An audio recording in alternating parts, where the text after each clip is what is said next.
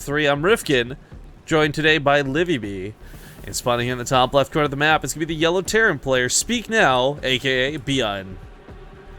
Byun, like the color B. Anyways, in the top right-hand corner, we have the red Zerg. It is Leenock. Okay, Leenock is a Zerg god, but despite the fact that you're also Zerg, does Byun, being yellow, hold any extra love in your heart? It does, because I just noticed that. I'm actually cheering for Byun now. I have to say. He played so Turncoat Livy. convincingly, though. Oh, this cheeky play. This cheeky B play. But this is a really interesting 2-racks, because on one hand, it stays out range of the watchtower, so Leenock can't scout that.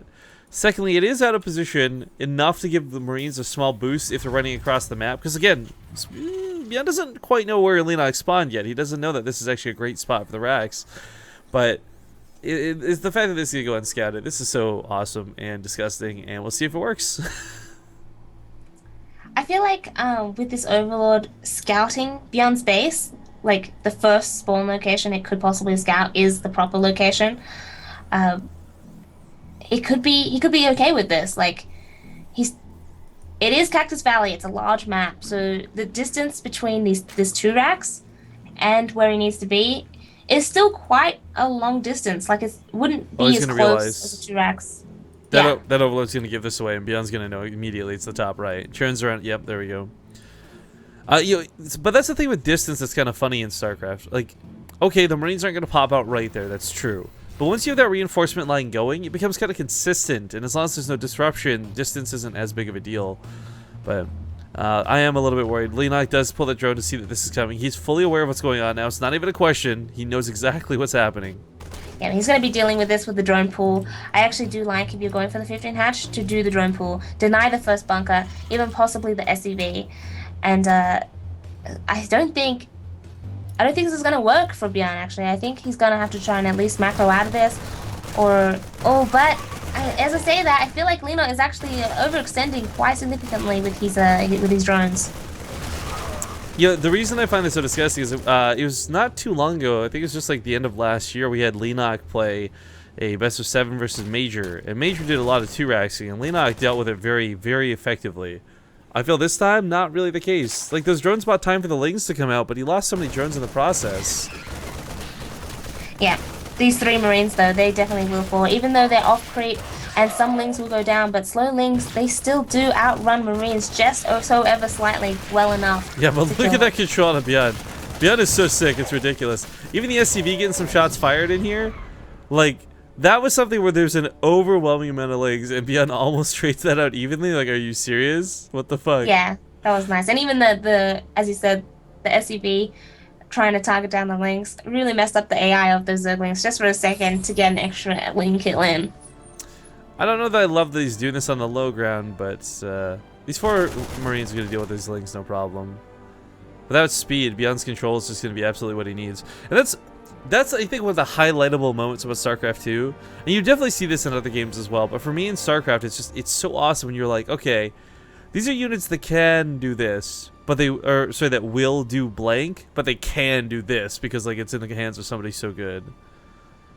Yeah, for sure. He's going to try and scout into the natural just to make sure that Byun is going to take that command center. Because if he doesn't, then he should be expecting an all-in follow-up. Now that he sees that CC, he can be safe to know he can possibly even try and be as greedy as to take a 3rd base. We got Onsalo in chat saying I watch Base Trade TV over the other streams just simply because of the map intros. Yeah, Cactus Valley's a little bit silly. And Sedek with some nice words says, it's not just the intros, I enjoy the laid-back casting style, not taking everything too seriously, and the chat is better than most other channels. Well, thank you guys. I'm glad to hear that you're enjoying Base Trade TV. I mean, that is one of the big things we pride ourselves, I think, is our chat is pretty awesome. I know that some people get upset over getting moderated, but it's those people that are getting moderated that we don't need to chat most of the time anyways. Yeah. Well said, Rifkin, well said.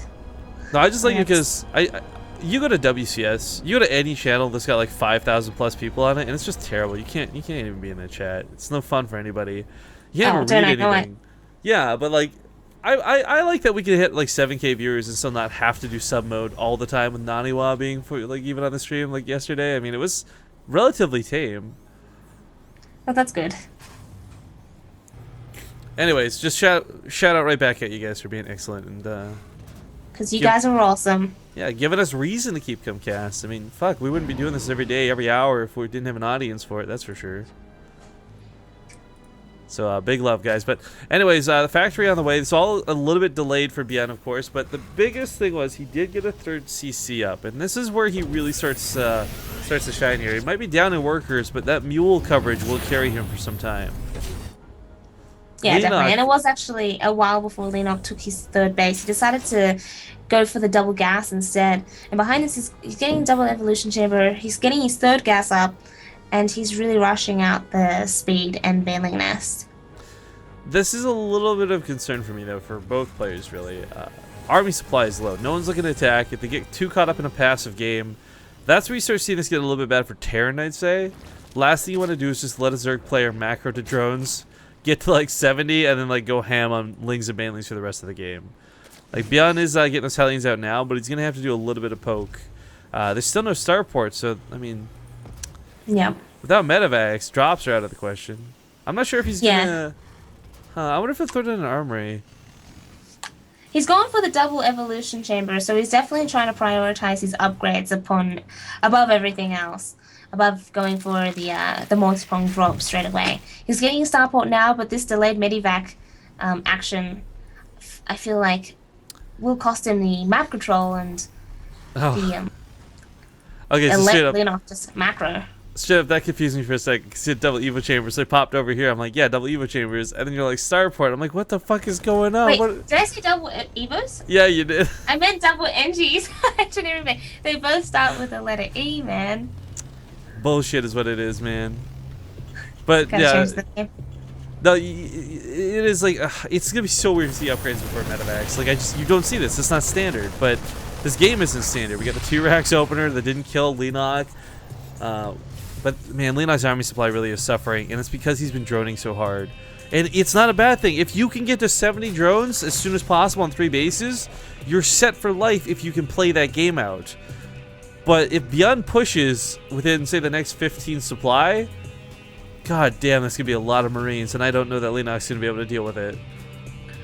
I mean, I feel like it's a little bit of a wasted opportunity that Byun didn't put on a lot of pressure with his Hellions. Like, he has a decent amount of Hellions right now that he could be just running into third base and causing a Katy Perry song. I really gotta just like, I think you can play like 15 seconds of music without it getting muted. So I'm gonna like just try and like a perfect 15 second segment of that song. Now, what I really would love to see is those Hellions start moving out. He knows there's going to be links. He knows there's going to be Banelings. And these drops in the main are really... they're not going to get much done. These get scouted from so far away. Yeah, good overload positioning from Leenock just at that top side of the map. But there are Hellions... Look at that focus fire on the Banelings. Oh, God, that's Byun. That's Byun for you. Controlling Hellions in the middle of the map while focus firing down Banelings. Not a lot of other people can do that. Leenock's doing something kind of interesting, though, and he is going massive Lings right now. I would actually love to see him not even touch the mutas for a small time, because pure Lings and Bane are going to carry him so far in this game. Oh, yeah. I feel like going for the delayed mutalist production works really well as long as your opponent isn't going for, like, triple prong attack. And as you see, like, Byun, he's only going for that one drop, like, that one double drop.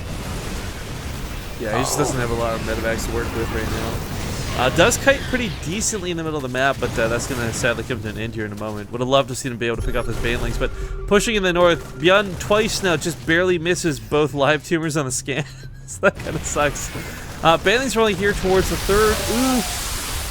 That's so painful for Byun, though, having to pull his SCVs like that. But these reinforcement Marines going to clean up the rest of these Bling force. And without actually the Banelings connecting to those SCVs was quite nice. And denying that fourth base. Yeah, not even a cancel coming down from Leenock. So actually, Byun is now ahead in supply again in game number 2. He's been ahead in supply. It's not like just now, like all of a sudden. Like, Byun has been rocking and rolling for a long time, and that army supply is going to carry him through this really hard.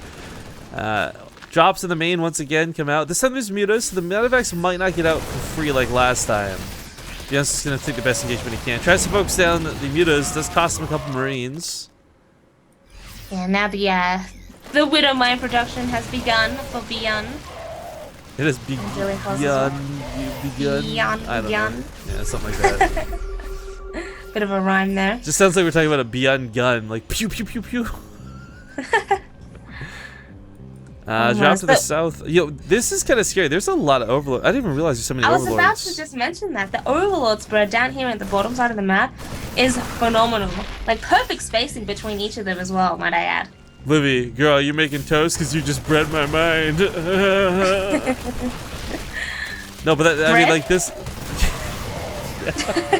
The big...